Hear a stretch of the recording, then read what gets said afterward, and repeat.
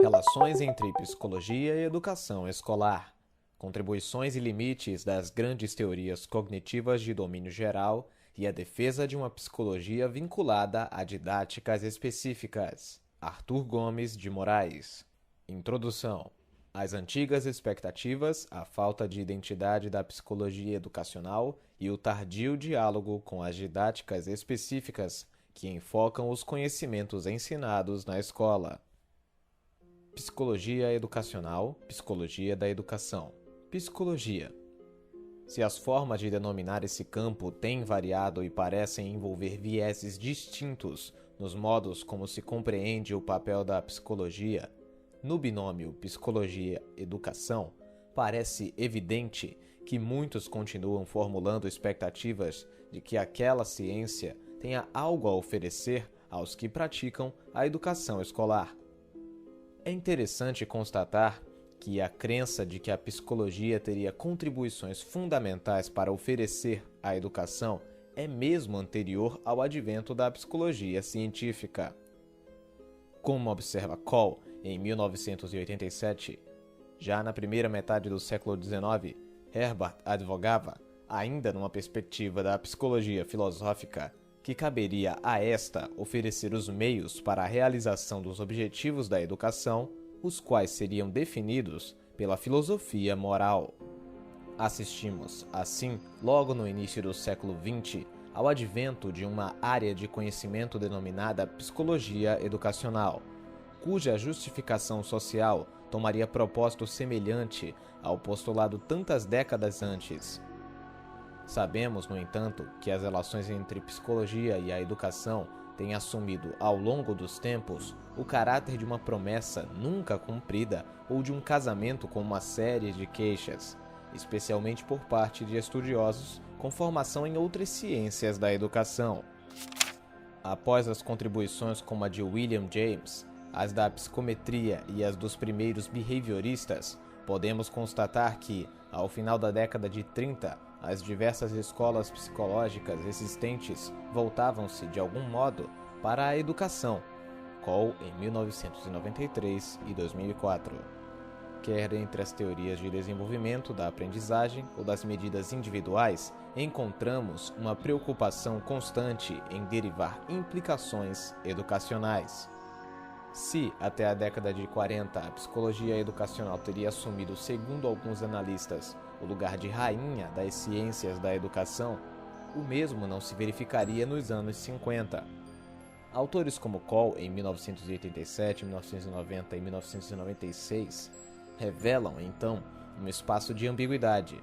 Por um lado, observava-se uma expansão da psicologia educacional junto ao público, através da produção de diversos manuais e compêndios relativos a essa disciplina, que eram usados na formação de educadores. Por outro lado, sob outra perspectiva, registrar-se-ia uma crise quanto às expectativas de contribuições de nossa disciplina à pedagogia. O estado pulverizado e aparentemente irreconciliável das proposições das diversas escolas teóricas da psicologia que se voltaram à prática educativa prenunciava dificuldades em se obter dessa ciência uma compreensão mais coerente e adequada do processo de ensino-aprendizagem escolar e do desenvolvimento do aluno que dele participa.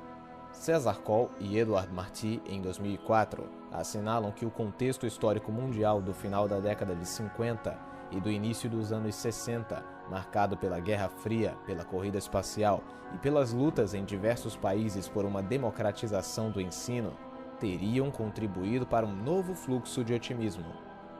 A expectativa dos governos de encontrar na educação a chave para o enfrentamento dos problemas sociais e para o desenvolvimento tecnológico provocou um aporte de verbas significativo à pesquisa educacional, em cuja concessão a disciplina psicologia educacional, por sua tradição, teria desfrutado de privilégios em relação às outras áreas.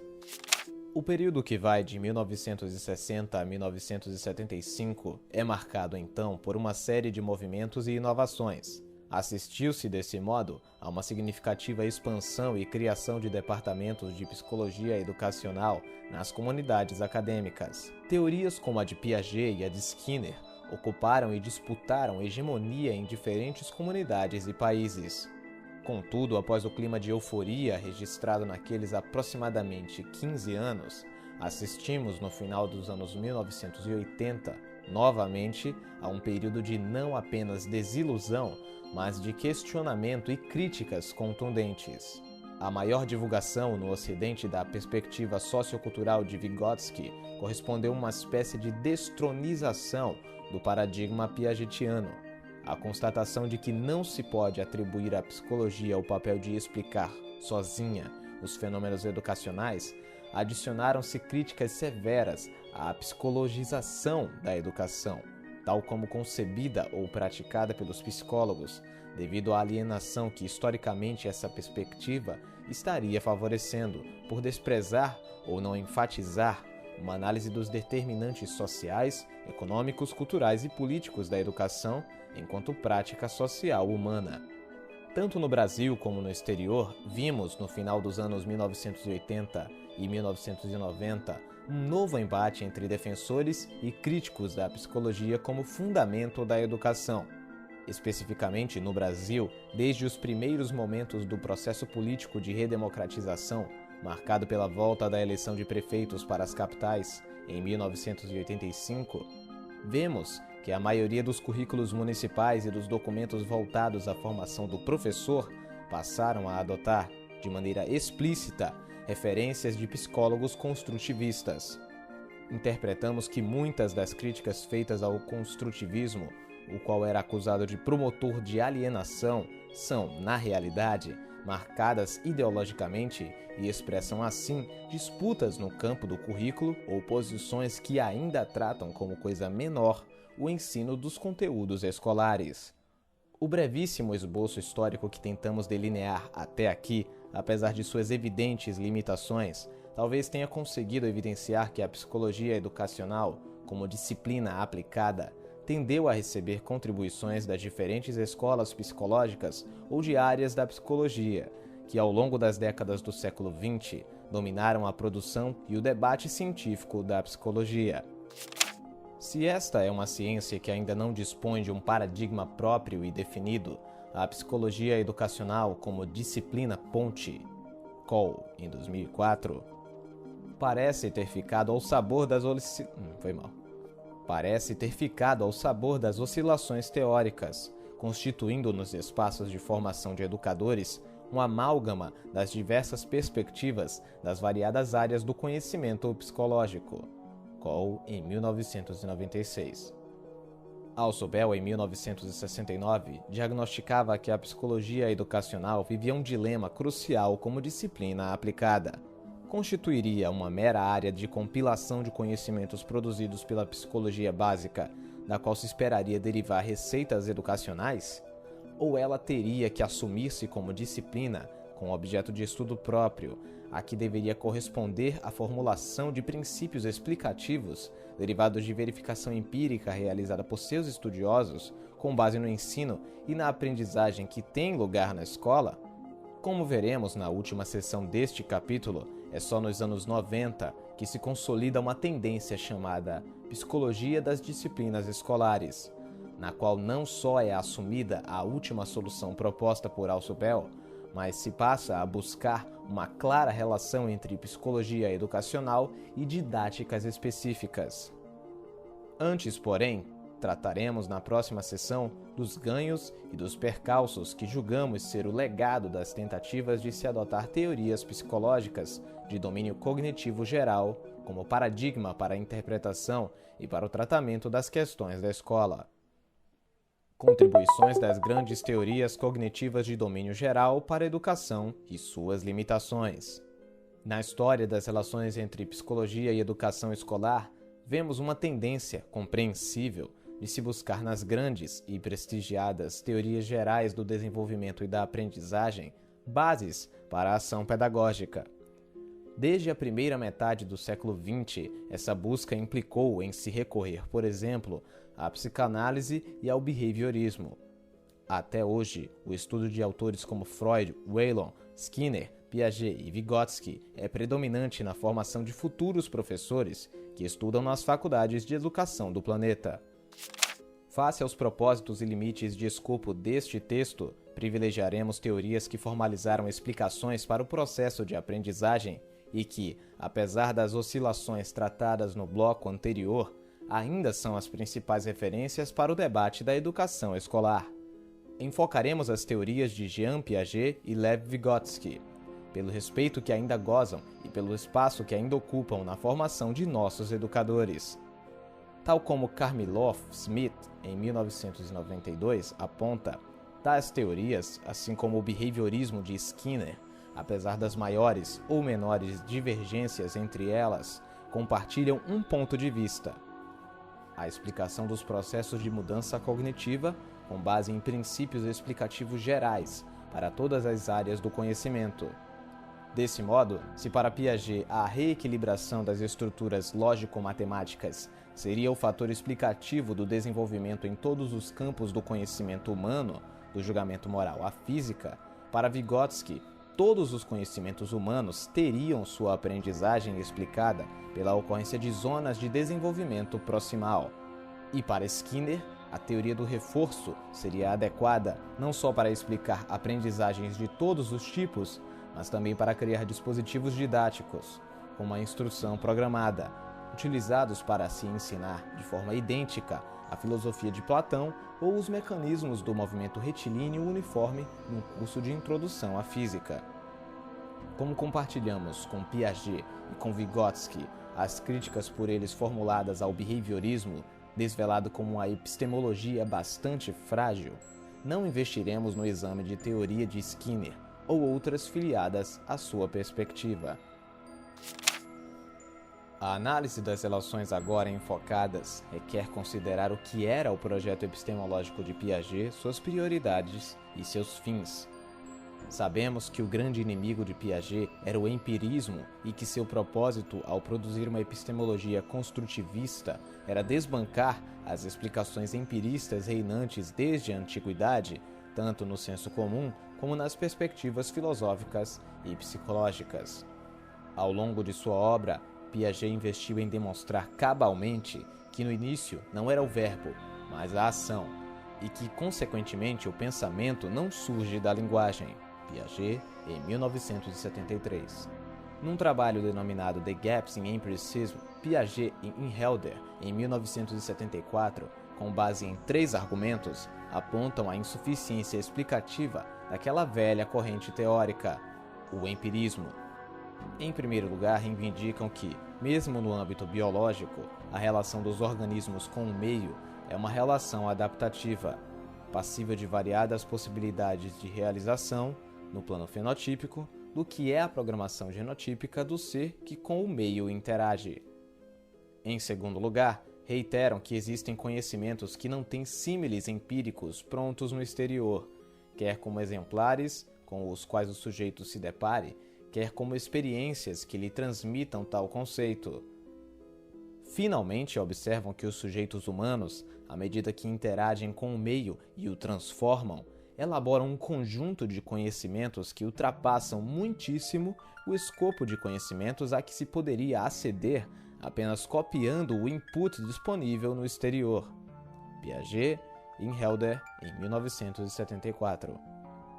Ao lado da escandalosa demonstração de que as crianças pensam por conta própria, de que começam a fazê-lo antes de produzir e compreender a linguagem e de que, portanto, não se tornam sabidas exatamente porque os adultos lhe ensinaram, Ferreiro, em 2001, Piaget também propôs uma explicação não cumulativa para o desenvolvimento cognitivo. Sua teoria de estágios pressupõe, como sabemos, uma radical ruptura com o empirismo, apontando para a existência de saltos qualitativos na lógica humana, só alcançados a partir de um trabalho endógeno de reequilibração. Isto é, os avanços na capacidade intelectual dos humanos nunca poderiam ocorrer com base exclusiva na transmissão de informações sem que os sujeitos cognoscentes, eles próprios, reorganizassem seus esquemas para compreender a realidade. Embora as reverberações de tal revolução epistemológica tenham demorado a ocorrer na educação, Principalmente no mundo de língua inglesa, sabemos que o contexto histórico da Guerra Fria, um pouco anterior aos anos 1960, teria feito com que a teoria piagetiana passasse a ser vista como uma potencial aliada para a produção de mentes pensantes. Cole e Marty, em 2004, observam que além desses fatores geopolíticos possíveis, Cole e Marty, em 2004, observam que, além desses fatores geopolíticos, possíveis razões para a acolhida da teoria genética de Piaget poderiam ser encontradas no poder explicativo da teoria, como poderosa epistemologia que cobre o desenvolvimento cognitivo do nascimento à idade adulta, e no fato de alguns temas estudados por Piaget e seus colaboradores estarem relacionados a conteúdos do currículo escolar, como noções de número, espaço, densidade, entre outros. Ainda segundo Cole e Marty, as diferentes tentativas de aplicar a teoria genética de Piaget à educação escolar poderiam ser enquadradas em 3 grupos, segundo a prioridade assumida em tal transposição. Num primeiro grupo estariam as tentativas de definir o que fazer e ensinar na escola, que tinham geralmente como meta promover o desenvolvimento cognitivo geral dos alunos. Num primeiro grupo estariam as tentativas de definir o que fazer e ensinar na escola, que tinham geralmente como meta promover o desenvolvimento cognitivo geral dos alunos. Se tal tendência teria ajudado a se reduzir a tônica memorística da escola tradicional, ancorada desde a antiguidade no empirismo, é evidente que essa proposta de renovação incorporava um reducionismo ao negar ou ignorar a função historicamente assumida pela escola, a de transmitir às novas gerações os saberes formais legitimados pela cultura. Uma segunda linha de aplicações teria priorizado a discussão em torno de quando ensinar determinados conteúdos na escola. Cole e Marty, em 2004. Partindo da premissa piagetiana de subordinação da aprendizagem ao desenvolvimento de esquemas lógicos, tal tendência teria contribuído para se reduzir as distorções maiores, no sentido de não se exigir muito precocemente que os estudantes incorporem conceitos para os quais ainda não disporiam das estruturas cognitivas necessárias. Apesar de tais contribuições, essa linha de aplicação se deparou com limites, como o embate entre a grande variabilidade de ritmos no desenvolvimento dos educandos, que frequentam o grupo classe. Apesar de tais contribuições, essa linha de aplicação se deparou com limites, como o embate entre a grande variabilidade de ritmos no desenvolvimento dos educandos, que frequentam um grupo classe. Apesar de tais contribuições, essa linha de aplicação se deparou com limites, como o embate entre a grande variabilidade de ritmos no desenvolvimento dos educandos que frequentam um grupo classe. Apesar de tais contribuições, essa linha de aplicação se deparou com limites, como o embate entre a grande variabilidade de ritmos no desenvolvimento dos educandos que frequentam um grupo classe e o tempo institucional dos currículos escolares. Ao nosso ver, uma limitação mais séria está envolvida nas tentativas de ajustar. A nosso ver, uma limitação mais séria está envolvida nas tentativas de ajustar o currículo ao desenvolvimento cognitivo geral e diz respeito ao que a teoria piagetiana tinha muito pouco ou nada a dizer sobre o quanto se ensinar conteúdos que não remetiam às noções lógico-matemáticas que ele e seus discípulos estudaram. Finalmente, uma última linha de didatização da teoria piagetiana remetia de forma mais evidente ao como ensinar. Tivemos aí 2 tendências divergentes, mesmo entre seguidores dessa teoria. Num primeiro grupo, encontraríamos aqueles que defenderiam um papel bem secundário para o professor, já que a expectativa de que o aluno aprendesse estava toda investida na atividade autoestruturante exercida pelo próprio aprendiz. No outro grupo, encontraríamos estudiosos que defenderiam o ensino como promoção de desajustes ótimos, no sentido de criação de desafios que pusessem o aluno em conflito cognitivo numa dosagem adequada, a fim de lhe permitir recuperar o equilíbrio e avançar em seus conceitos. Cole e Marty, em 2004. Se a primeira vertente nos parece bastante questionável e teria criado o primado da aprendizagem por descoberta, tão criticado por Alsobel, Novak e Reinesian em 1980, a segunda aplicação didática nos parece uma carta de boas intenções muito difícil de ser executada, por não considerar dois pontos essenciais. De um lado, para conseguir provocar aqueles idealizados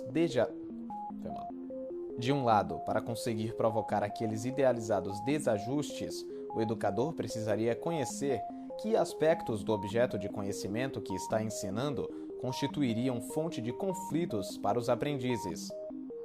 E, por outro lado, o docente deveria prever que evolução eles, os aprendizes, tenderiam a apresentar ao resolver esses conflitos. Mais uma vez encontramos um distanciamento dos conteúdos específicos do currículo escolar, que nos parece ser um problema central a ser superado nas relações da psicologia com a educação. A fim de se refletir mais detidamente sobre essa questão, tecemos algumas considerações sobre por que as diversas tentativas de aplicações das teorias de Piaget à educação teriam produzido poucos efeitos concretos nas práticas de ensino realizadas nas salas de aula dos mais diversos países. Um primeiro aspecto apontado por Coll que precisamos reconhecer em distintas ocasiões é a solidão do sujeito piagetiano e a visão do desenvolvimento desse sujeito como pouco permeável às influências culturais. Temos aqui, por um lado, uma epistemologia que se refere o tempo todo a uma relação sujeito-objeto, como se o primeiro não estivesse rodeado de outros membros da cultura, que muitas vezes atuam conjuntamente com ele. Isto é, que são em diversas situações coatores daquelas interações com os objetos. O contexto escolar é um bom exemplo de espaço, onde ao reconstruir conhecimentos, o aprendiz o faz, geralmente, na presença de adultos e de colegas. Esses últimos, se não de forma permanente, muitas vezes interferem no que o aprendiz faz, colaboram com o que ele está fazendo ou o corrigem, admoestam. Esses últimos, se não de forma permanente, muitas vezes interferem no que o aprendiz faz, colaboram com o que ele está fazendo ou o corrigem. Por outro lado, temos em Piaget a atribuição de um papel absolutamente secundário para a transmissão cultural, que, via de regra, se dá através da linguagem e de outros sistemas simbólicos, no processo de desenvolvimento. Apesar de incluir a transmissão cultural de informações ou experiência social como um dos 4 fatores determinantes do desenvolvimento cognitivo, Piaget, em 1977 e 1973, nosso ilustre teórico não viu a interação social e nela a educação, a transmissão cultural, como um fator preponderante nesse desenvolvimento.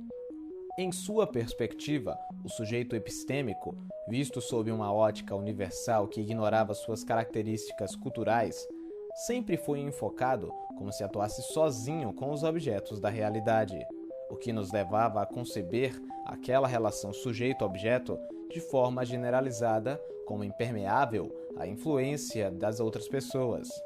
Ora, isso é o oposto do que ao longo da história as sociedades esperam da ação da escola e dos educadores.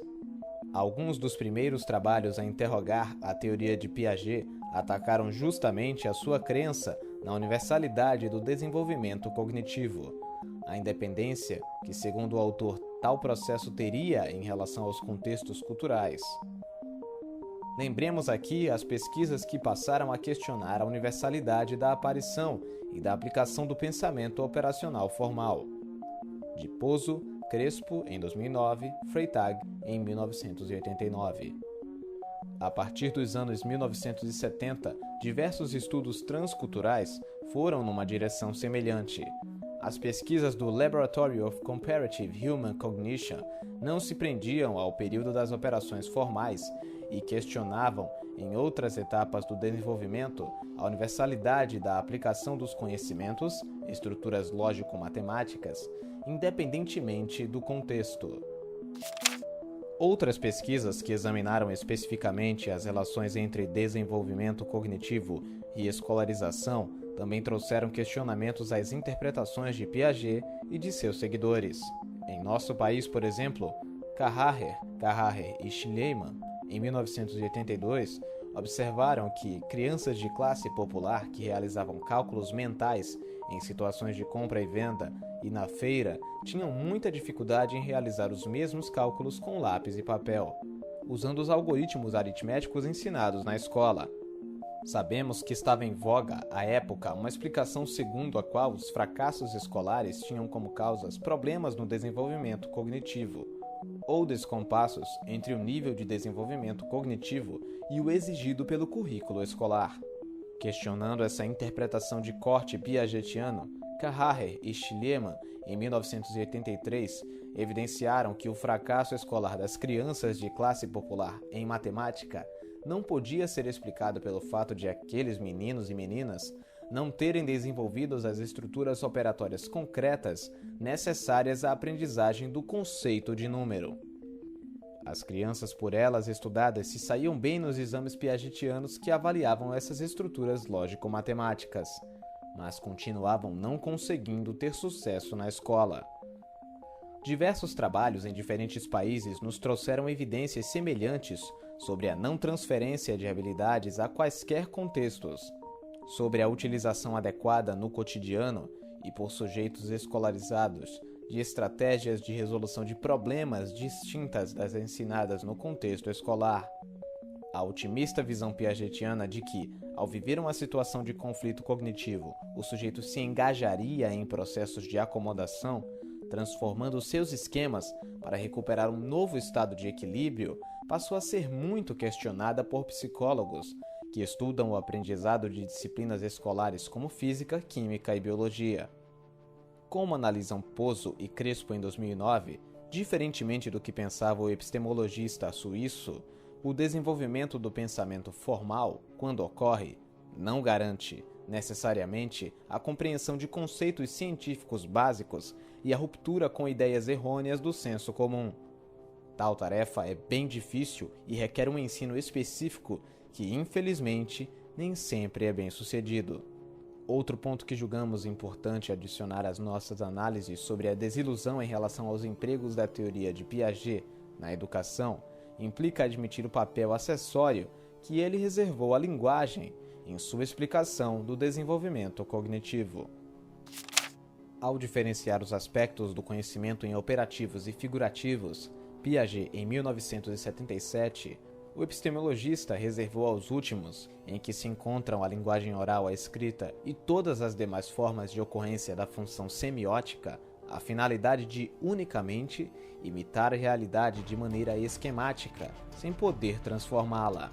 Touchinski, Teberovsky, em 1992.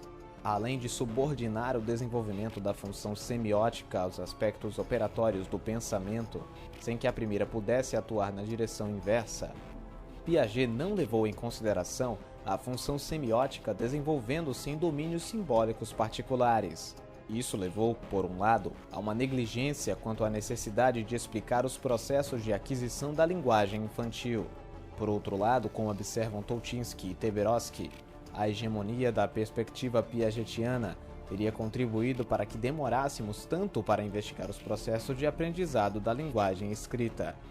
Enfim, interpretamos que o exame exclusivo da construção de conhecimentos de tipos lógico-matemáticos e afins, a negação de um papel para a linguagem na gênese e na evolução do pensamento, e a própria negação da escolarização como fator fundamental ao desenvolvimento, são elementos originais dessa teoria, os quais marcaram as várias tentativas de conceber e implementar propostas pedagógicas baseadas na epistemologia genética de Piaget.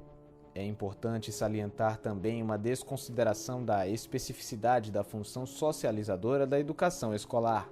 Muitos dos aplicadores da teoria de Piaget à escola chegaram a abraçar com muita crença a ideia de que a função da escola seria de promover o desenvolvimento do raciocínio. Surgiram então controvérsias, como o dilema entre ensinar ou deixar que a criança desenvolvesse naturalmente. César Coll e Edouard Marty, em 2004, são, a nosso juízo, bons críticos das diferentes propostas de aplicação da teoria de Piaget a produção de conhecimentos na escola. Como Cole, em 1996, assinalou, há mais de 15 anos, um problema central dessas aplicações estaria no fato de se fazer um uso abusivo das teorias piagetianas, esperando-se que elas dessem conta dos processos de construção de certos conhecimentos, os conhecimentos escolares, que Piaget não estudou. Como é reconhecido inclusive por grandes estudiosos filiados à teoria piagetiana, Castorina, em 1994, as tentativas de formular uma pedagogia construtivista só começaram a florescer de modo mais evidente a partir de proposições como a teoria dos campos de estruturas aditivas e multiplicativas de Vergniaud e a psicogênese da escrita formulada por Ferreiro e Teberoski. Isto é, quando se passou a investigar em profundidade os processos de apropriação de conhecimentos tradicionalmente ensinados na escola, as expectativas em relação à teoria vygotskiana, suas contribuições e as lacunas que não podemos ignorar. Paralelamente às dificuldades encontradas pelos educadores em ensinar os diversos saberes escolares à luz da perspectiva piagetiana, a recuperação do modelo vygotskiano, nesse contexto, passou a ser vista como uma saída para se preencher algumas das lacunas encontradas no enfoque de Piaget. Paralelamente às dificuldades encontradas pelos educadores em ensinar os diversos saberes escolares à luz da perspectiva piagetiana, a recuperação do modelo vygotskiano, nesse contexto, passou a ser vista como uma saída para se preencher algumas das lacunas encontradas no enfoque de Piaget. As acomodações que essa mudança impôs não foram simples ou fáceis. Do ponto de vista teórico, apesar de ambas as teorias compartilharem princípios construtivistas, entendemos que, tal como proposto por Brunner em 1997, seria ingênuo querer enquadrar Piaget e Vygotsky num sistema teórico comum. Do ponto de vista pedagógico, apesar de a teoria vygotskiana tratar a transmissão cultural e, no bojo desta, a educação escolar como constitutivas do desenvolvimento humano, Vygotsky, em 1979, vemos que é necessário ter cautela ao buscarmos aplicar Vygotsky à educação. À parte as possibilidades de maior sintonia com a educação escolar, decorrentes das características teóricas acima enfocadas, vemos um grande risco de, caso não identifiquemos certas limitações no modelo vygotskiano, retomarmos explicações empiristas para a aprendizagem humana vestidas agora com um vocabulário sociocultural, sócio-histórico, entre outros. Parece-nos necessário estarmos conscientes de que o modelo vygotskiano é bastante omisso, não só quanto à atribuição de uma dinâmica interna aos aprendizes, como no que diz respeito a uma explicação satisfatória sobre como essa dinâmica interna se estrutura e se transforma nas interações sociais. As críticas que pretendemos trazer à discussão dizem respeito basicamente a 3 pontos. 1. As limitações do conceito de zona de desenvolvimento proximal, doravante ZDP, e seu uso abusivo como chave explicativa para as mudanças vividas pelos aprendizes. 2. A superestimação das práticas sociais de ensino correntes como promotoras naturais de ZDPs. 3. A desconsideração da natureza dos objetos de conhecimento aprendidos pelos indivíduos. Considerando as atuais aplicações ou implicações educacionais da teoria de Vygotsky, creio que é preciso estarmos atentos a 2 pontos. A nosso ver, a produção de pesquisas e estudos realizados por investigadores dessa linha teórica se caracteriza por uma análise quase exclusiva das interações, dos aspectos de atividade conjunta externamente observáveis nas situações de ensino-aprendizagem. À limitação dessa análise, junta-se uma concomitante negligência para com a especificidade dos conteúdos ou objetos de conhecimento que o discente está aprendendo. Sabemos que, para Vygotsky, a internalização equivale a um processo em que os aspectos de uma atividade, realizada socialmente, passam a se efetuar num plano interno. A atividade externa consistiria para ele em processos interativos mediados semioticamente, cujas propriedades proporcionariam as chaves para se entender a ativação do funcionamento psicológico interno. Em seu projeto teórico mais amplo, Vygotsky defendeu que a internalização dos processos psicológicos superiores não seria uma simples transferência ou cópia dos processos interpsicológicos externos a um plano interno, pré-existente da consciência. Por outro lado, e isto nos parece muito importante, o teórico propôs que nem todos os aspectos que internalizamos têm a mesma repercussão sobre o desenvolvimento psicológico. A potencialidade de certas funções internalizadas, como por exemplo a linguagem oral e a linguagem escrita, seria particularmente importante devido às mudanças que essas funções implicam na mediação semiótica, o que influi, assim, de modo determinante no desenvolvimento das funções psicológicas superiores.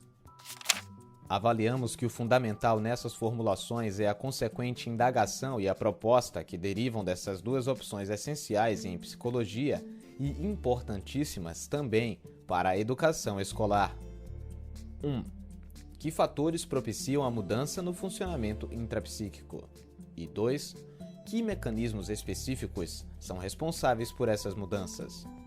Em resposta à primeira pergunta, Vygotsky apresenta como chave explicativa a metafórica noção de zona do desenvolvimento proximal, a ZDP.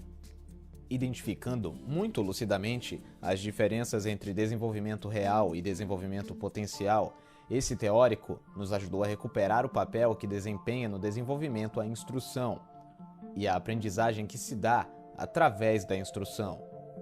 Diferentemente da visão piagetiana, a noção de ZDP nos permite considerar que a instrução aciona processos de desenvolvimento que só são possíveis na esfera da interação social, como uma consequência da atividade conjunta realizada por atores sociais com diferentes níveis de domínio de conhecimento.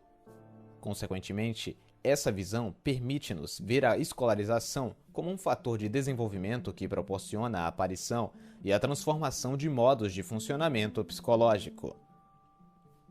Pozzo, em 2002. O potente conceito de ZDP, já bastante divulgado hoje, merece, no entanto, uma análise de seus pontos críticos e de suas limitações. James Wertsch e Jan Valsiner, estudiosos, continuadores e divulgadores entusiastas da obra de Vygotsky, assinalam críticas que têm a ver, por exemplo, com a imprecisão da noção de desenvolvimento tal como pôde ser elaborada por Vygotsky, Wertsch, em 1989, e com a fragilidade das explicações vygotskianas para o processo de internalização, Valsiner, Van der Veer, em 1999. Queremos aqui ressaltar outro problema: a superestimação atribuída hoje ao poder explicativo da noção de ZDP. A não identificação dos reais mecanismos de transformação no nível interpsíquico, que resultam em transformações no nível intrapsíquico, parece permitir um emprego abusivo e tautológico dessa noção. Seguindo-se a lógica desse abuso tautológico, a ocorrência ou não de mudanças no comportamento do aprendiz seria circularmente atribuída à ingênua explicação de que houve ou não houve aprendizagem, porque se conseguiu ou não se conseguiu trabalhar na ZDP. Tal clichê aparece e reaparece, por exemplo, em diversas teses do campo da educação que, acriticamente, abraçam os preceitos vygotskianos.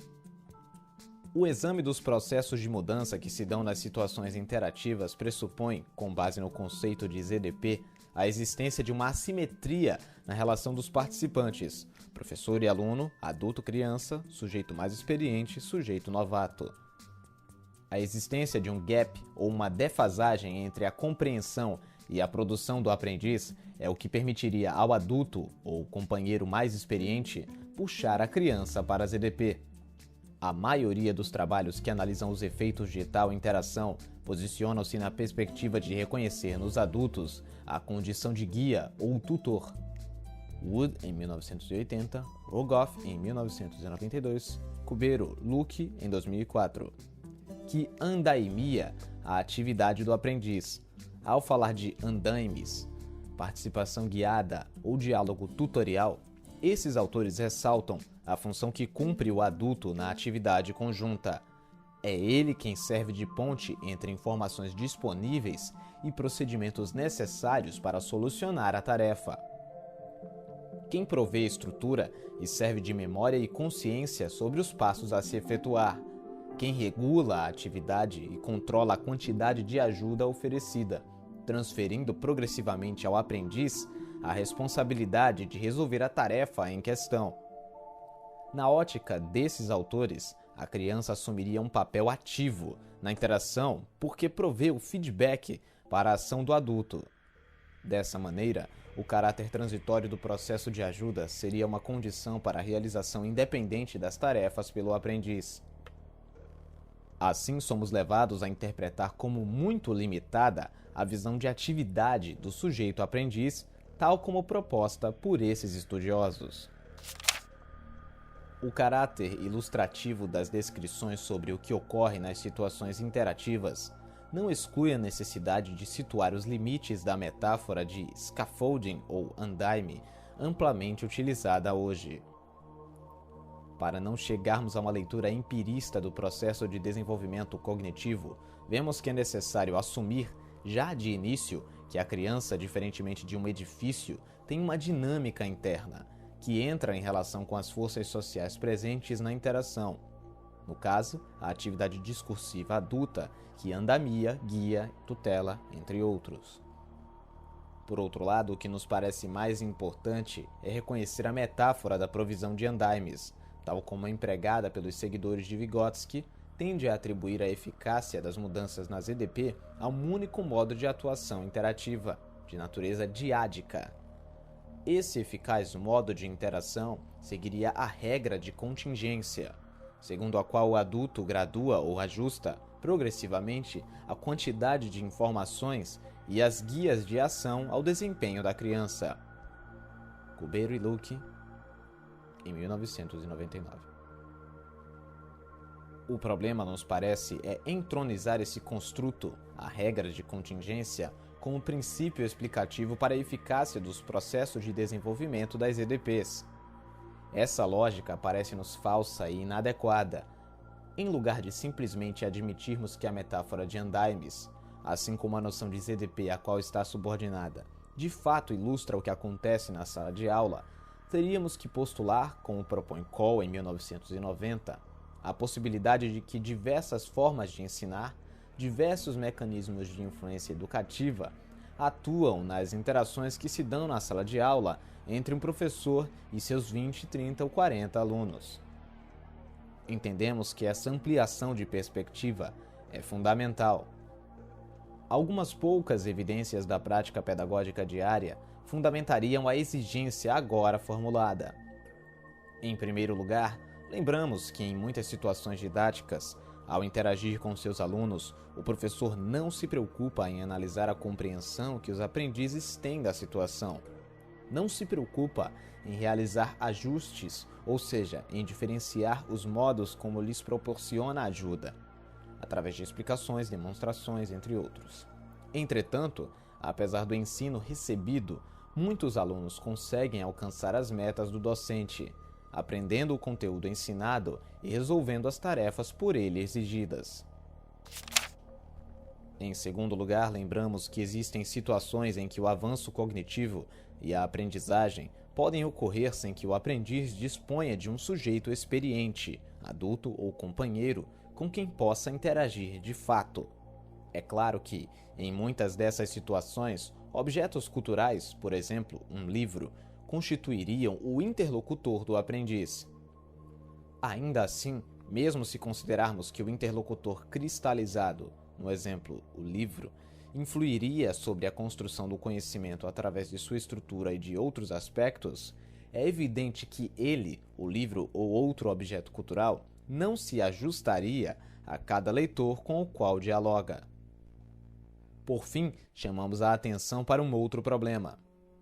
Os seguidores de Vygotsky tendem a buscar explicações para o progresso da aprendizagem centrando-se no estudo de situações interativas, a partir da predominância no enfoque de mecanismos de troca e ação conjunta como a causa para as mudanças observadas no comportamento do aprendiz. As vivências cotidianas nos mostram uma realidade bem diferente. Vemos que mudanças cognitivas também ocorrem depois de situações interativas ao vivo e que ocorre aprendizagem sem que o aluno esteja participando abertamente de uma díade com o mestre ou com um colega. No primeiro caso, a mudança cognitiva tem um lugar quando o sujeito está sozinho e atua sobre representações mentais que desenvolveu a partir de situações interativas prévias. Karmeloff-Smith, em 1992. No segundo caso, a mudança cognitiva pode ocorrer, por exemplo, quando o aluno presencia a interação entre o mestre e um companheiro.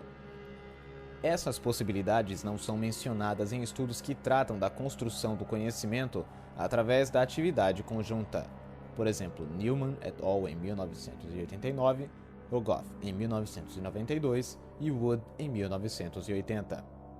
Supor que regularmente os processos construtivos internos e externos, inter- e intrapsicológicos, se produzam de forma simultânea, assim como Newman diria, poderia nos levar a uma expectativa simplista e empirista de que processos de desenvolvimento ocorrem sempre muito rapidamente. Para resumir, já que retomaremos este ponto, pensamos que a explicação dos processos de construção dos conhecimentos do aprendiz exige uma teoria que postule a existência de uma dinâmica interna do sujeito e que admita que ele pode reelaborar suas representações mentais de forma autônoma, sem estar necessariamente interatuando com um adulto ou com um colega que o guie. Resumindo, o balanço que fazemos das duas teorias em foco.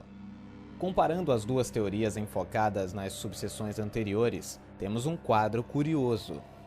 No modelo piagetiano, a equilibração aparecia como o principal dos 4 fatores de desenvolvimento, o que revela uma tendenciosidade a ver com as mudanças cognitivas como um processo endógeno, construído ativamente pelo sujeito, sem se levar em conta a participação dos outros membros do grupo cultural. Já no modelo vigotskiano, temos um sujeito que aprende na atividade conjunta com os outros membros do grupo cultural, mas, como essa teoria explicitamente não dota esse sujeito de mecanismos internos de reelaboração autônoma de seus conhecimentos, ficamos sem poder explicar o que ocorre, de fato, com uma atividade do aprendiz no processo de internacionalização daquilo que se aprende.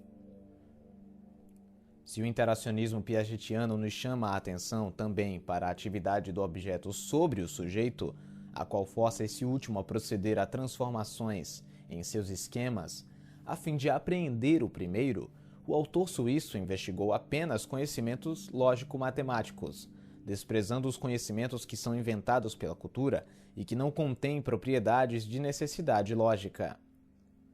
Vygotsky e seus seguidores, por sua vez, priorizaram o exame do papel das ferramentas da cultura, linguagem oral e escrita especialmente, como mediadores ou amplificadores das funções psicológicas superiores.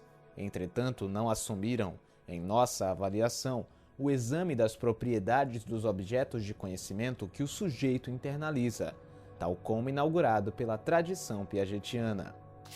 Da necessidade de termos perspectivas cognitivas de domínio específico e didáticas específicas para cada área do currículo escolar.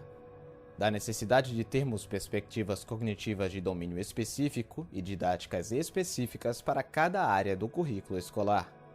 Quando entramos no mundo da escola, observamos fontes de problemas e insatisfações decorrentes dos vieses limitados das duas grandes teorias há pouco enfocadas. Cole, em 1996, ao revisar as relações entre psicologia e educação, considera que tivemos modelos unidirecionais em que uma ou várias teorias psicológicas disponibilizavam conhecimentos a serem adotados na prática educativa sem partir da realidade escolar.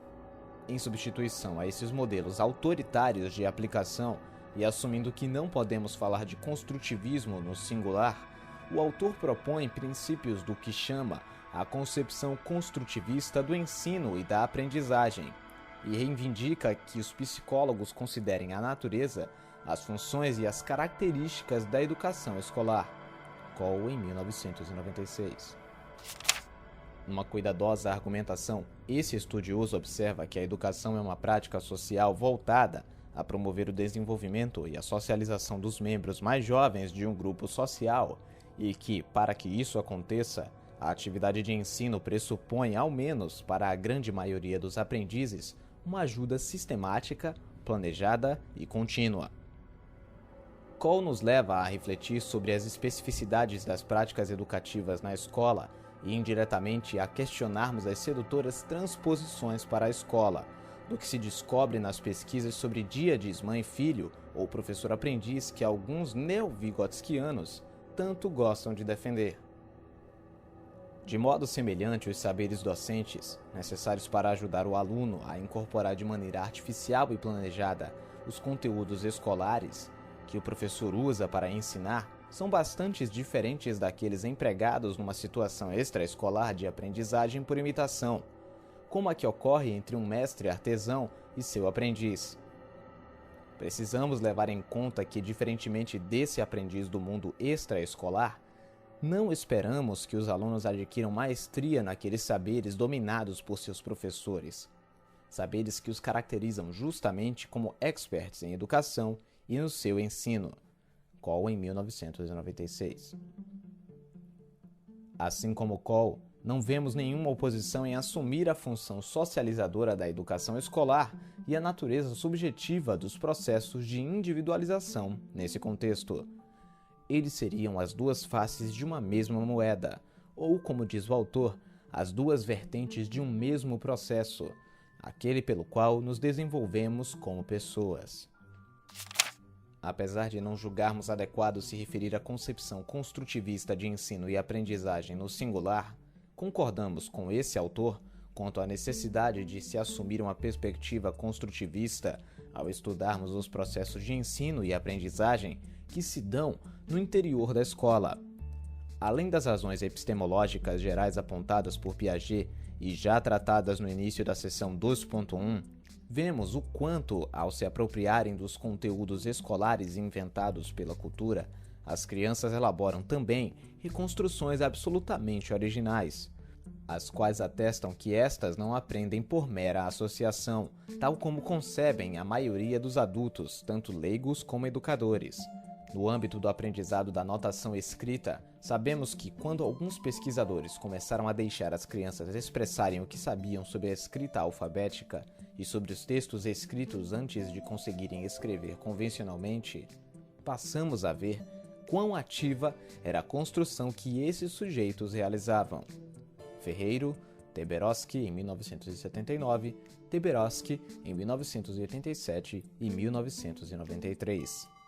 Ao lado dessas razões epistemológicas geralmente esquecidas por certos críticos do construtivismo, em nosso país, parece-nos também que a adoção de perspectivas construtivistas na educação escolar será sempre uma necessidade para os educadores que assumem projetos político-ideológicos progressistas, que visam a formar educandos críticos autônomos capazes de lutar por seus direitos de cidadão. Quaisquer projetos pedagógicos que defendam que os seres humanos sejam protagonistas de suas histórias, por coerência, não poderiam optar por matrizes epistemológicas de tipo empirista, já que para essas últimas, os humanos e todos os animais aprenderiam por simples processos de associação ao receber os conhecimentos como input pronto vindo do meio exterior. Sabemos que para um behaviorista como Skinner, valores como democracia e liberdade seriam artefatos culturais inventados pela humanidade, ou mesmo que toda a nossa conduta seria fruto de condicionamentos. Sabemos também que na escola, mais que construir ou inventar conhecimentos absolutamente originais, os alunos tendem a se apropriar de conhecimentos já produzidos e legitimados pela cultura. Assim, nossos alunos tendem mais frequentemente a reconstruir conceitos, informações, procedimentos e outros tipos de saberes que são invenções culturais. Uma questão que não podemos ignorar é o quanto, em tal processo de reconstrução, também estariam implicados processos de aprendizagem por associação. Pozo, em 2002. Em sua teoria de aprendizagem significativa, Alsobel, Novak e Hanessian, em 1980, já cobravam que considerássemos a estrutura interna, arbitrária ou não, dos conteúdos que o aluno aprende, para situar cada aprendizagem num contínuo que ia da aprendizagem mecânica, a qual só exigia memorização, ao polo marcado pelos processos de compreensão que caracterizam a aprendizagem significativa. O debate proposto por Pozo em 2002 vai além e considera que associar e construir seriam duas formas complementares de aprender. Diferenciando os planos epistemológico, a natureza do conhecimento, e o psicológico, os processos de aprendizagem, o autor diz que se é certo... Diferenciando os planos epistemológico, a natureza do conhecimento, e o psicológico, os processos de aprendizagem, o autor diz que se é certo que todo conhecimento é representação ou construção, nada impediria que representações possam ser adquiridas por processos de associação, nos quais o aprendiz tenta, ao menos no início, estabelecer cópias as mais próximas possíveis do material de aprendizagem. Segundo Pozo, em 2002, em todos os domínios de conhecimento, teríamos processos de aprendizagem em que se mesclam ingredientes associativos e construtivos. Como retomaremos na próxima sessão, cremos que, para aprender de forma produtiva a maior parte dos conteúdos escolares, os alunos precisam ver procedimentos não. Como retomaremos na próxima sessão, cremos que, para aprender de forma produtiva a maior parte dos conteúdos escolares, os alunos precisam viver processos reconstrutivos para que as associações lhes permitam aprender convenções e aspectos mais arbitrários. A especificidade desses saberes escolares é o tema de que nos ocuparemos agora. Para fazê-lo, abordaremos de início a necessidade de adotarmos teorias psicológicas de domínio específico, em lugar de nos valermos apenas dos grandes sistemas psicológicos, já revisados, ou de outros que também sejam de domínio cognitivo geral. Num segundo momento, veremos o quanto, a partir dos anos 90, assistimos ao crescimento de uma tendência chamada Psicologia das Disciplinas Escolares, cujo florescimento, não por acaso, foi paralelo à legitimação das didáticas específicas que vieram competir com o antigo predomínio da didática geral. Finalmente, levando-se em consideração as especificidades dos conhecimentos escolares, situaremos a já anunciada distinção entre conhecimentos de tipo nocional, conceitual e notacional, além de refletirmos sobre como certas disciplinas, como é o caso da língua, teria conhecimentos com características convencionadas e arbitrárias. Concluindo, o diálogo entre psicologia educacional e didáticas específicas parece obrigatório.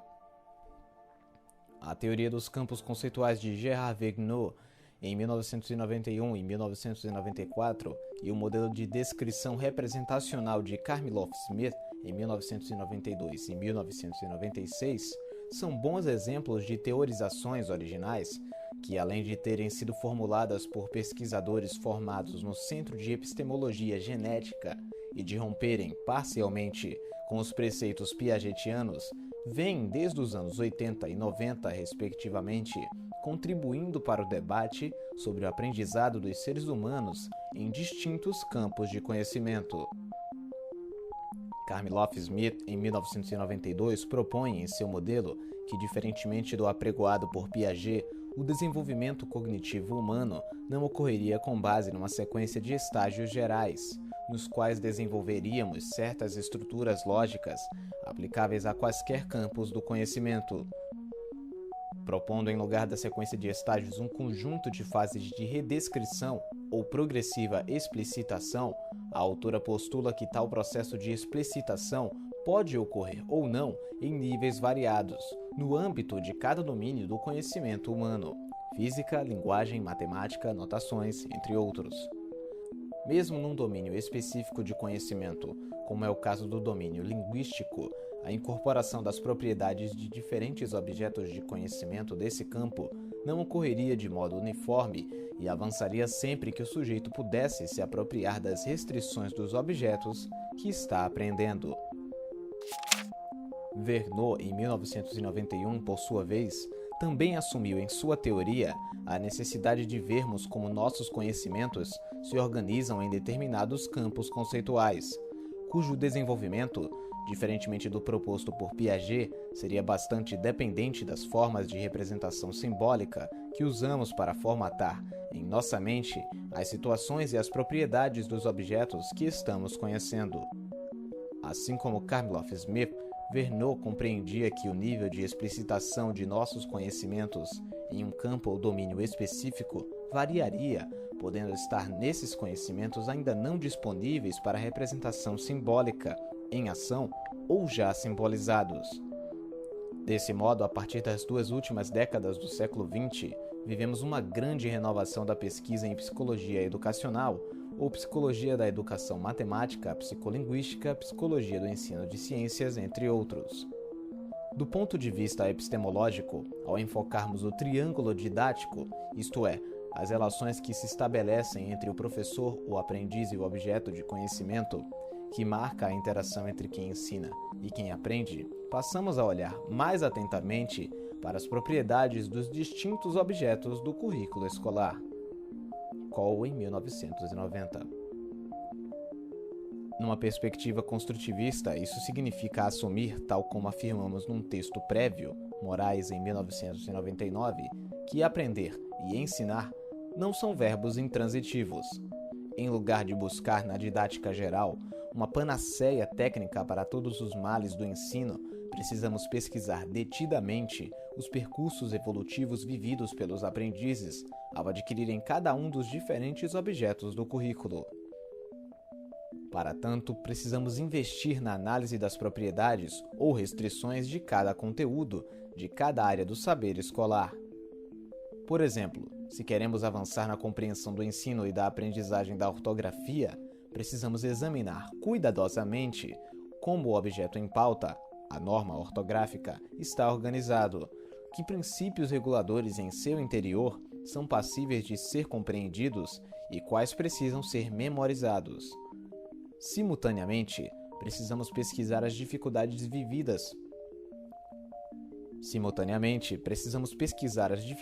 vividas pelos aprendizes no processo de apropriação desse objeto ao longo da educação básica. Na área de didática da matemática de orientação francesa, Slepinska, em 1995, o conceito de obstáculo epistemológico, numa ressignificação do sentido original que este assume na teoria de Bachelard, é frequente utilizado por pesquisadores para se referir àquelas dificuldades do aprendiz.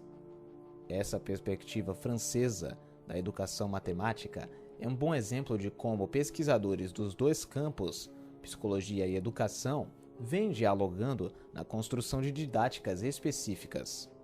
Conceitos como contrato didático, engenharia didática e transposição didática convivem com a teoria dos campos conceituais de Verneau e com teorizações de outros autores, como Michel Artigue. Sem abandonar alguns preceitos construtivistas piagetianos, esses estudiosos assumem claramente uma perspectiva cognitiva de domínios específicos e articulam bastante o que antes seriam disciplinas educacionais separadas, a psicologia e a didática. Em 1993, Cole, ao refletir sobre esse tema no artigo Psicologia e Didáticas, uma relação em debate, já observava que cada vez mais eram evidentes as convergências entre esses dois campos do saber que, historicamente, tendiam a adotar focos explicativos situados em polos, os processos individuais de desenvolvimento, no caso da psicologia, e os processos externos de ensino, no caso da didática. Entendemos que para a superação de tais reducionismos seria também necessária a formulação de um enfoque construtivista que assuma a natureza cultural dos conhecimentos escolares. Nesse sentido, Cole, em 1993, aposta que psicólogos educacionais e didatas tenderão a estudar os processos de ensino e aprendizagem escolares, assumindo modelos conceituais que ressaltem as inter-relações entre o aluno, o conteúdo de aprendizagem e o professor, ou os agentes educativos em geral. Nos mesmos anos 90, começamos a ver em handbooks da psicologia educacional a aparição de capítulos inteiros dedicados ao ensino e a aprendizagem de disciplinas escolares específicas e a discussão da participação dos psicólogos nessa empreitada. É o caso, por exemplo, do Handbook of Educational Psychology, organizado por Berliner e Coffey em 1996, e do The Handbook of Education and Human Development, organizado por Olson e Torrance em 1996. Na segunda versão do Desarrollo Psicológico y Educación, Cole, Palacios e Marchesi em 2004, também encontramos 4 capítulos que tratam exatamente do ensino e da aprendizagem da língua, da matemática, das ciências e dos estudos sociais. O avanço das pesquisas que assumem essa empreitada tem sido sempre crescente, o que coloca como questão a apropriação por parte dos professores das novas descobertas e propostas didáticas, como observa Cole em 1993, no mesmo artigo há pouco citado.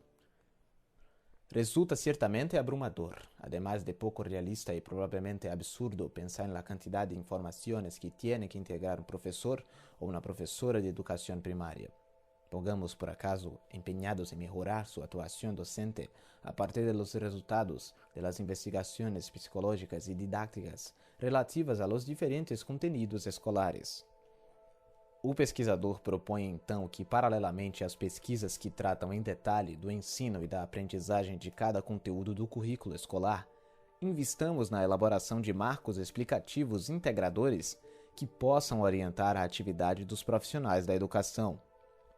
Tal tarefa, obviamente, pressupõe a ação de pedagogos, de psicólogos, de sociólogos e dos demais especialistas que estudam a educação.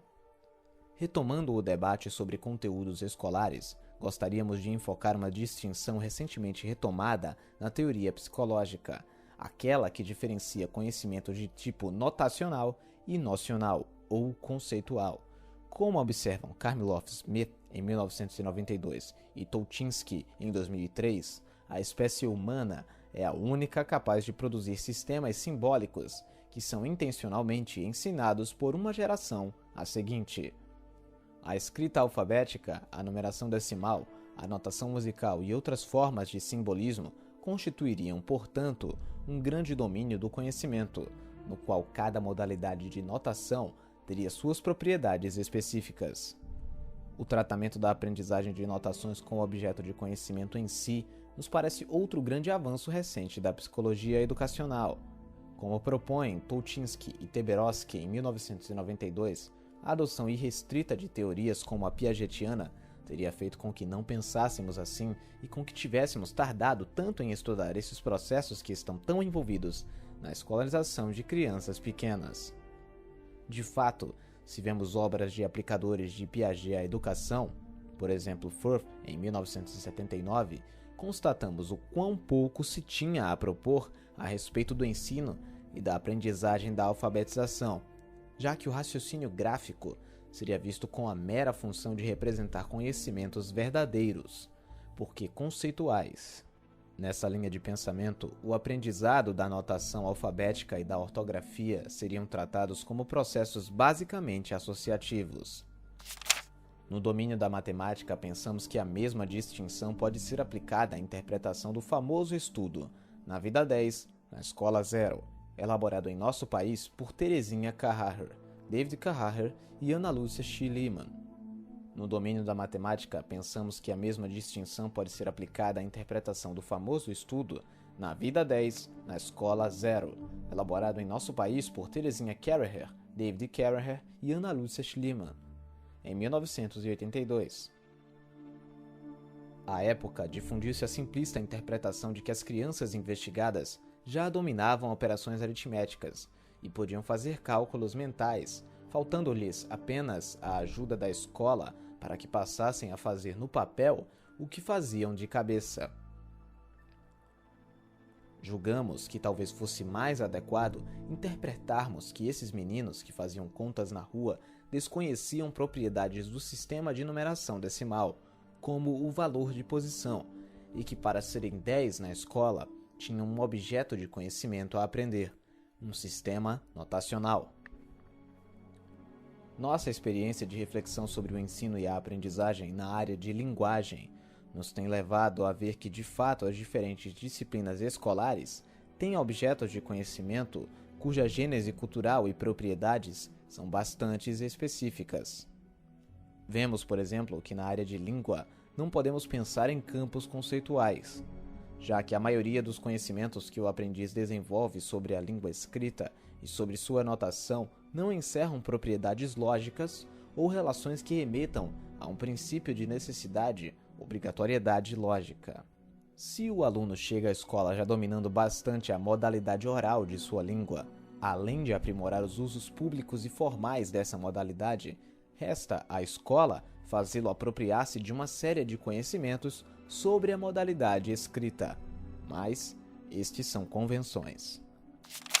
Os gêneros textuais, quer orais ou escritos, são invenções históricas. Todorov, em 1991. E suas propriedades linguísticas são convenções.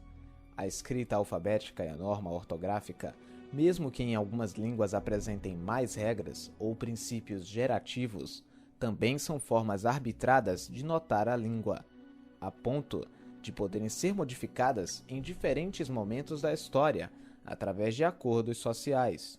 Tudo isso nos faz crer que, ao discutirmos com lentes da psicologia as disciplinas do currículo escolar, precisamos permanecer atentos à peculiaridade de cada área do saber, sem negar que, em algumas áreas, como é caso da linguagem escrita, a aprendizagem de determinados conteúdos exigirá imitação ou memorização.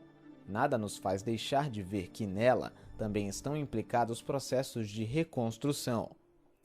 Quando ouvimos ou lemos que a aprendizagem da escrita é de tipo procedimental, nos perguntamos o quanto tal afirmação é reducionista, já que para, por exemplo, compor um texto socialmente aprovado, seu autor deve se apropriar de uma série de conhecimentos discursivos, pragmáticos, sintáticos, ortográficos, cuja aprendizagem não caracteriza uma mera questão de fazer e refazer várias vezes para se aprender.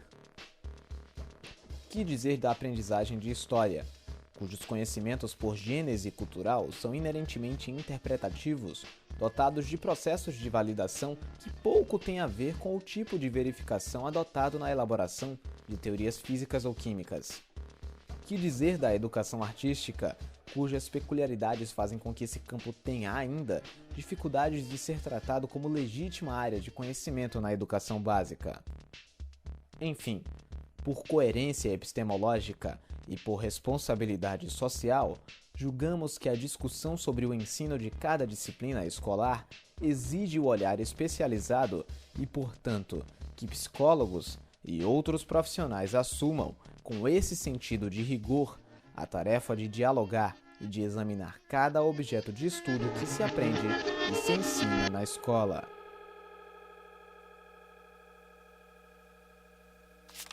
Sobre os autores.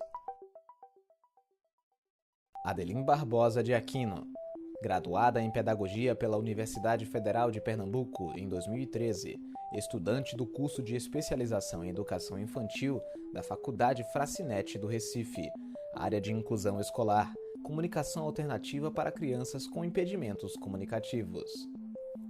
Aurino Lima Ferreira, doutor em Educação pela Universidade Federal de Pernambuco em 2007, professor adjunto do Departamento de Psicologia e Orientação Educacionais do Centro de Educação da UFPE, pesquisador e professor do Núcleo de Educação e Espiritualidade do Programa de Pós-Graduação em Educação da UFPE. Atua principalmente nos seguintes temas: psicologia transpessoal, positiva e integral, psicologia social comunitária, educação não formal, dinâmica de grupo, relações interpessoais, fenomenologia Merleau-Ponty, sexualidade, resiliência, espiritualidade integral, Ken Wilber, processos afetivos interativos na educação, intervenções psicossociais, psicologia do desenvolvimento, infância e adolescência. Arthur Gomes de Moraes, doutor em Psicologia pela Universidade de Barcelona em 1996 e pós-doutor na Universidade de Barcelona e no INRP Paris em 2005. Professor titular do Departamento de Psicologia e Orientação Educacionais do Centro de Educação da UFPE. onde atua também no CEEL, Centro de Estudos em Educação e Linguagem, e na pós-graduação em Educação.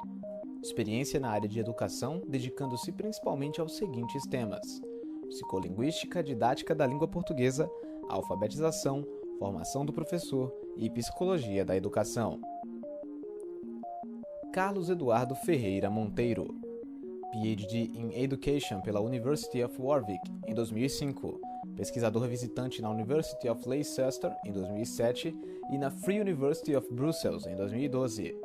Pós-doutorado na Universidade de Lisboa, em 2014. Professor associado do Departamento de Psicologia e Orientação Educacionais do Centro de Educação da UFPE. Professor do Programa de Pós-Graduação em Educação Matemática e Tecnológica, EduMatec. Pesquisas voltadas aos temas: ensino e aprendizagem de matemática, psicologia da educação matemática, educação matemática nos contextos de educação do campo, fatores socioculturais vinculados ao desenvolvimento e uso de conhecimentos matemáticos, estatística nos anos iniciais do ensino fundamental e aspectos do ensino e aprendizagem de matemática no EJAI. Clarissa Martins de Araújo, doutora em Sciences de l'Education na Université de Toulouse, Lemierre, em 2000. Atualmente é professora associada do Departamento de Psicologia e Orientação Educacionais e do Programa de Pós-Graduação em Educação do Centro de Educação da Universidade Federal de Pernambuco. Vinculada ao Grupo de Formação de Professor e Profissionalização Docente e do Grupo de Pesquisa em Formação de Professores, Arte e Inclusão, DGP-CNPq. Pesquisadora do Núcleo de Formação de Professores e Prática Pedagógica, com ênfase em estudos sobre a educação inclusiva e ensino de artes, na área de saberes docentes e formação de professores, inicial e continuada. Daniela Maria Ferreira, doutora em Educação pela Faculdade de Educação da Universidade Estadual de Campinas, Unicamp, em 2007. Professora adjunta do Departamento de Psicologia e Orientação Educacionais e coordenadora junto com Marília Emília Lins do Grupo de Estudo e Pesquisa Família, Escola e Profissão, GEP-FEP, no Centro de Educação da UFPE, além de colaboradora como pesquisadora do Grupo de Estudos sobre Instituições Escolares e Organizações Familiares, Focus Unicamp. Eliana Borges Correia de Albuquerque, doutora em Educação pela Universidade Federal de Minas Gerais em 2002 e pós-doutora pela Université Paris Vincennes Saint-Denis em 2010. Atualmente é professora associada do Departamento de Psicologia e Orientação Educacionais do Centro de Educação da Universidade Federal de Pernambuco e orienta dissertações e teses no programa de pós-graduação em Educação da referida instituição. Atua principalmente nos seguintes temas: alfabetização e letramento, ensino da leitura e da escrita na educação infantil, ensino fundamental e EJA, formação de professores. Esther Calan de Souza Rosa, doutora em Psicologia pela Universidade de São Paulo em 2003, professora adjunta do Departamento de Psicologia e Orientação Educacionais do Centro de Educação da UFPE. Membro do Centro de Estudos em Educação e Linguagem, atua principalmente nos seguintes temas: formação docente, leitura, narrativas biográficas, professor-leitor, educação literária e bibliotecas. Fátima Maria Leite Cruz, doutora em Educação pela UFPE em 2006, professora adjunta da Universidade Federal de Pernambuco, Centro de Educação, Departamento de Psicologia e Orientação Educacionais. Professora dos programas de pós-graduação em Psicologia e do Programa de Pós-Graduação em Educação Matemática e Tecnológica da UFPE. Pesquisadora do Laboratório de Interação Humana, LABINT da UFPE e do Núcleo de Formação Continuada Didático-Pedagógica de Professores da UFPE, no FOP. Temáticas de interesse: processos psicossociais de inclusão e exclusão, famílias e contextos de desenvolvimento, formação de professores e identidade docente, avaliação educacional e da aprendizagem, representações e práticas sociais. Jaileila de Araújo Menezes, doutora em Psicologia pela Universidade Federal do Rio de Janeiro, em 2004, professora associada do Departamento de Psicologia e Orientação Educacionais, CE, e ao Programa de Pós-Graduação em Psicologia, CEFISH, da Universidade Federal de Pernambuco. Pesquisadora vinculada aos grupos de estudos e pesquisas sobre poder, cultura e práticas coletivas, GEPCOL. Atua principalmente nos seguintes temas: participação política juvenil, juventude e projeto de vida, juventude e movimentos sociais, subjetivação de crianças e adolescentes na contemporaneidade. Magna do Carmo Silva Cruz, doutora em Educação pela Universidade Federal de Pernambuco em 2012. Atualmente é professora adjunta do Departamento de Psicologia e Orientação Educacionais e uma das coordenadoras do CEL, ambos do Centro de Educação da Universidade Federal de Pernambuco. Pesquisadora e professora do Núcleo Educação e Linguagem do Programa de Pós-Graduação em Educação da UFPE. Tem como interesse principais os temas: alfabetização, leitura e escrita, saberes e práticas docentes no ensino de linguagem, ciclos de alfabetização, avaliação. Maria Emília Lins e Silva, doutora em Educação pela Faculdade de Educação da Universidade Federal de Minas Gerais, FAI-UFMG, em 2004.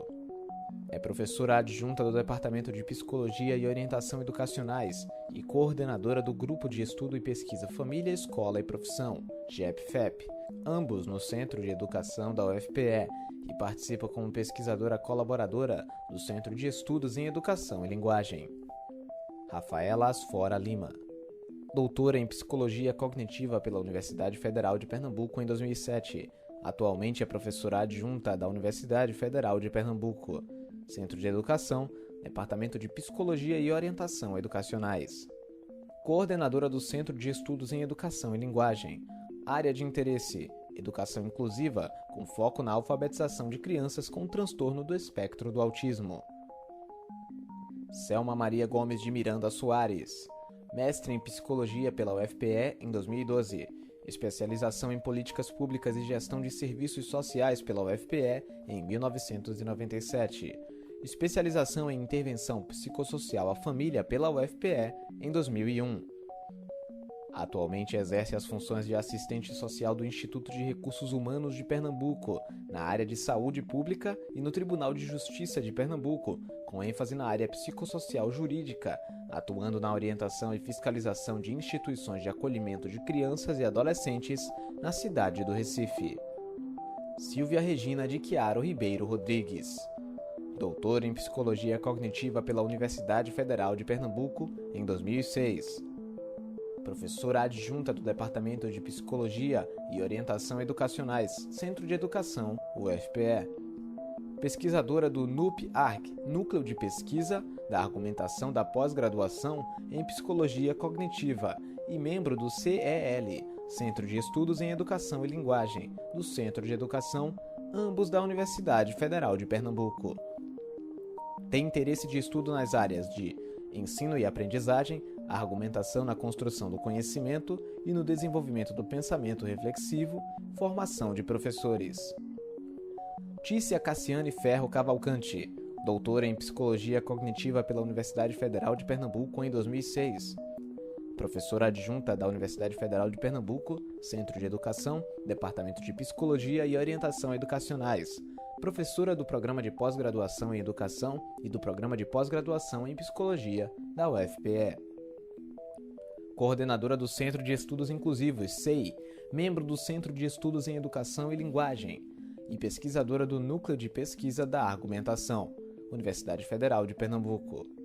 Interesses atuais de investigação: educação inclusiva, impedimentos comunicacionais relacionados à deficiência motora e ou intelectual, aprendizagem e desenvolvimento de pessoas com deficiência.